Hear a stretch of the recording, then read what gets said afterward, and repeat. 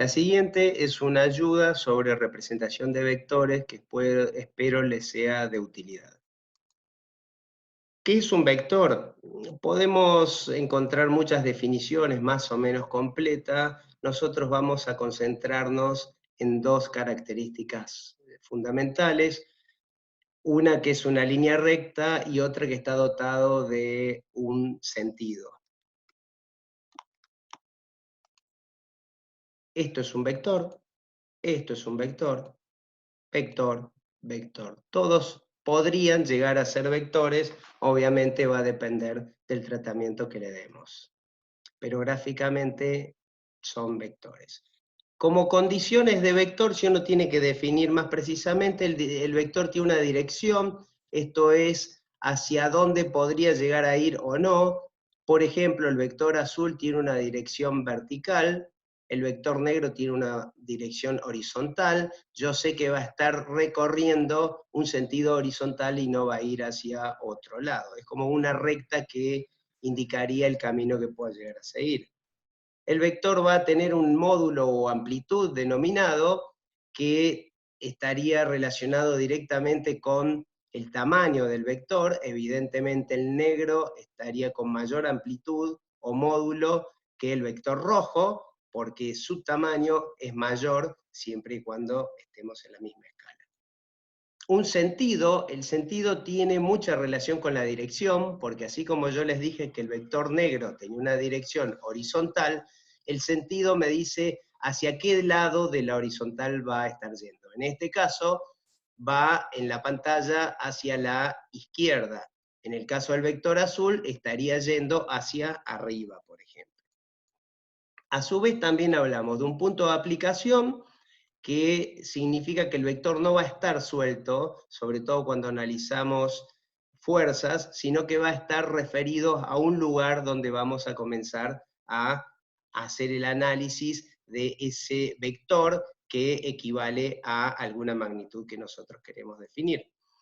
Y obviamente va a tener un nombre. Como nombre podríamos ponerle cualquier nombre, desde un nombre de pila, Pablo, Luis, pero normalmente se usa un nombre que nos dé una referencia de qué se trata este vector. En este caso podría ser vectores fuerza, es decir, este podría ser el vector fuerza, podríamos llamarlo fuerza roja, fuerza verde, fuerza 1, R1, siempre normalmente haciendo una idea, dando una idea de que el vector se refiere a una fuerza. ¿Cómo representar un vector? Vamos a tomar un ejemplo que nos diga representar una fuerza de 20 newtons. Newton es la unidad con que medimos la fuerza en el sistema métrico legal argentino, en un ángulo de 30 grados.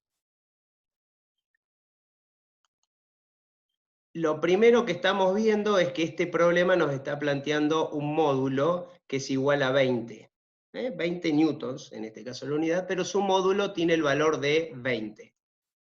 También nos plantea una dirección, 30 grados, va a haber una recta cuyo ángulo va a ser 30 grados, y ya les voy a explicar cómo trazar estos 30 grados, pero sobre esta recta va a estar ubicado nuestro vector a analizar, llamado fuerza. Nos plantea un sentido y como dice 30 grados, mi ángulo va a llegar desde el 0, que normalmente se toma 0 a la derecha sobre el eje oeste-este, y los 30 grados hacia arriba, es decir, que la dirección y el sentido de este vector va a estar como lo indica la flecha.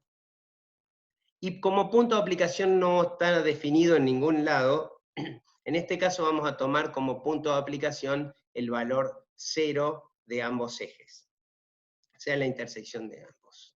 Bueno, evidentemente nombre o denominación, fíjense que acá está hablando de fuerza, o sea que lo que vamos a graficar es una fuerza. Lo siguiente que necesitamos aprender es cómo graficar en escala, porque 20 newton, ¿cuán largo hago ese vector? ¿Lo hago de 20 centímetros, de 10 centímetros, de 5 centímetros? Normalmente me la plantean a la fuerza como dato, Si no, yo podría tomar una escala, lo importante es saber manejar una escala. En este caso se plantea que 1 centímetro es igual a 10 newtons. ¿Qué es esto? Claro, que en mi regla, cada vez que yo grafique 1 centímetro de largo, ¿sí?, de mi vector, va a estar equivaliendo a 10 newtons.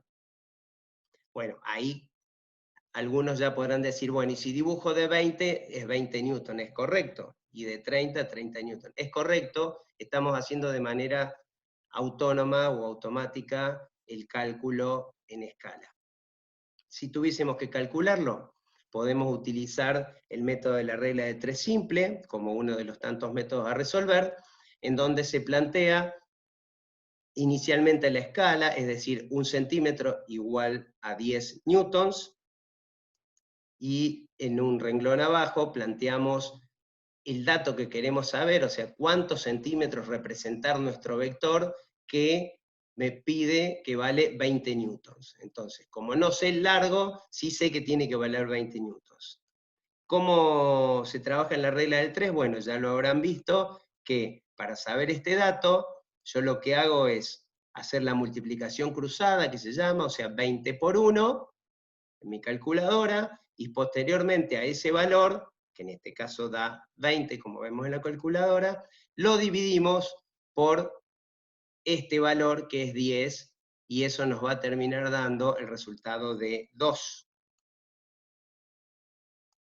Este 2 vendría a ser el valor que nosotros deberíamos trazar nuestra recta o nuestro vector. Es decir, nuestro vector fuerza de 20 newtons va a tener un largo de 2 centímetros.